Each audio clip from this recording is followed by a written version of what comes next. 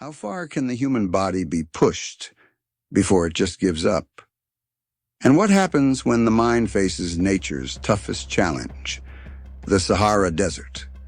In April 1994, Mauro Prosperi, a 38-year-old former Italian police officer and pentathlete, took part in the Marathon des Sables, the Marathon of Sands. He was set to cover over 251 kilometers of blazing heat, rolling dunes, sharp salt flats, and rough rocks. There were no support trucks or aid stations. Runners had to carry all their stuff: food, water, survival gear. Was this just a race? Or was it a test of survival? Who would make it out alive? On day one, Mauro's training was intense, running 40 kilometers every day and getting his body used to having less water.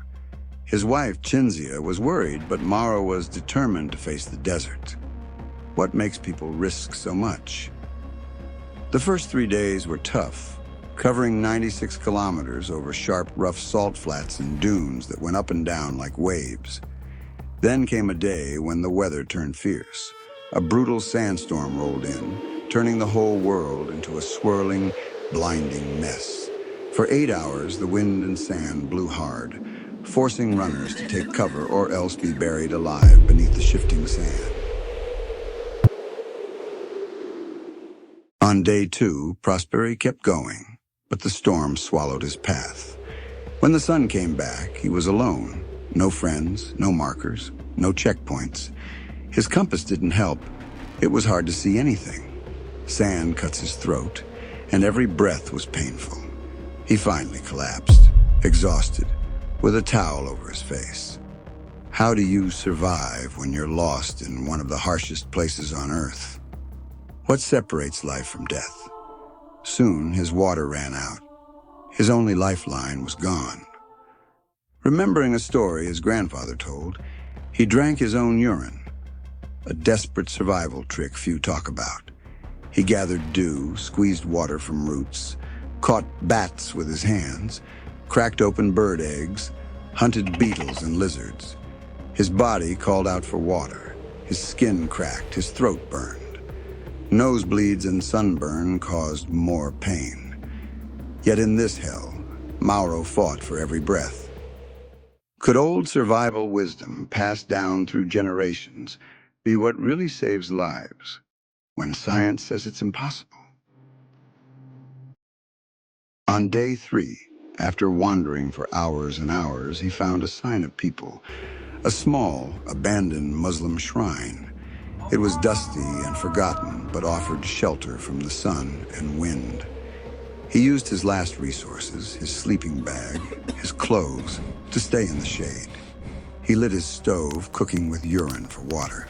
He planted a little Italian flag in the sand, hoping someone would find him. In a place like this, what goes through someone's mind? Is hope strong enough? Or does every moment feel like a countdown to death? On day four, everything changed.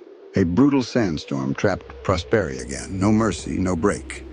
The desert became a spinning cloud of sand and wind, hiding every landmark. Alone and trapped, tiredness and loneliness crushed his spirit. He sat beneath a sky filled with dust. His body hurt, his throat raw from breathing sand, his eyes hard to open.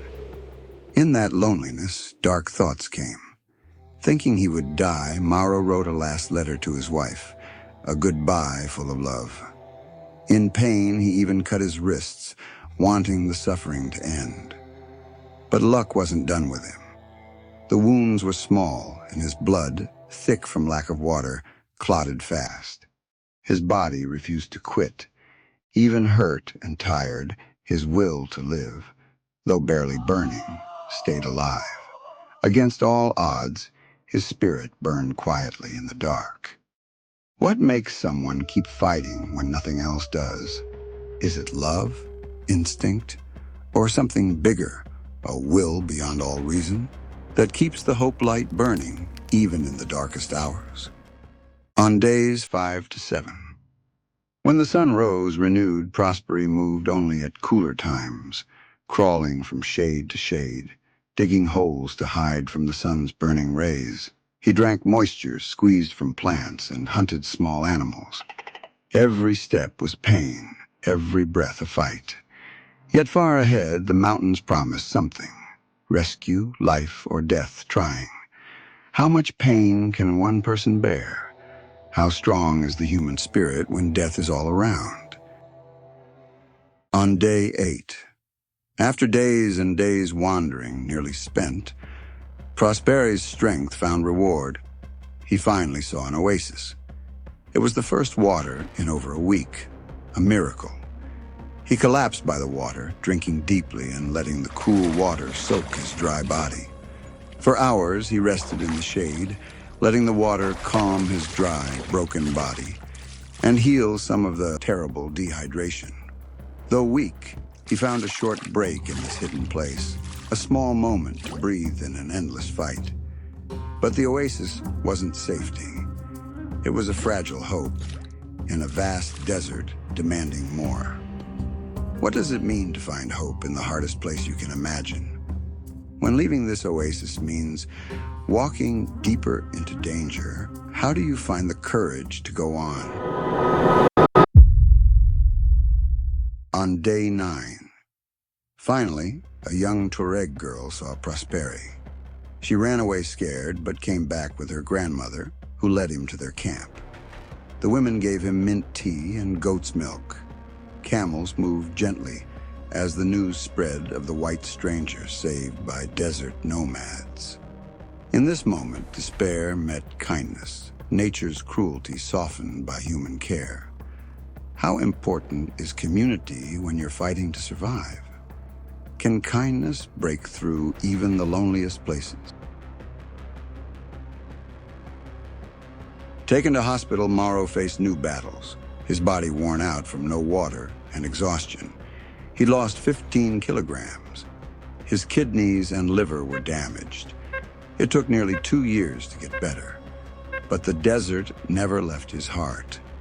He ran the Marathon des Sables 6 more times, each race a tribute to the place that almost took his life, but gave him strength instead. Why do some people go back to the places that almost broke them? Is it for closure? To prove they survived? Or because they feel a deep bond with nature's harsh truth?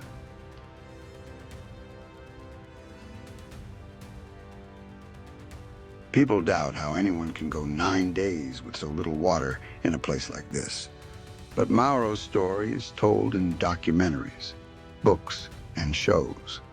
It pushes us to rethink limits of body, mind, and spirit. It shows the power of hope. Imagine yourself stuck in the hardest place on earth. What would you do? Would your hope burn bright enough when everything feels lost? Mauro Prosperi's story is more than survival. It's what it means to be human, to fight, to hope, to find the strength to win, even in the harshest deserts life puts in front of us. So the question is, how far would you go to live?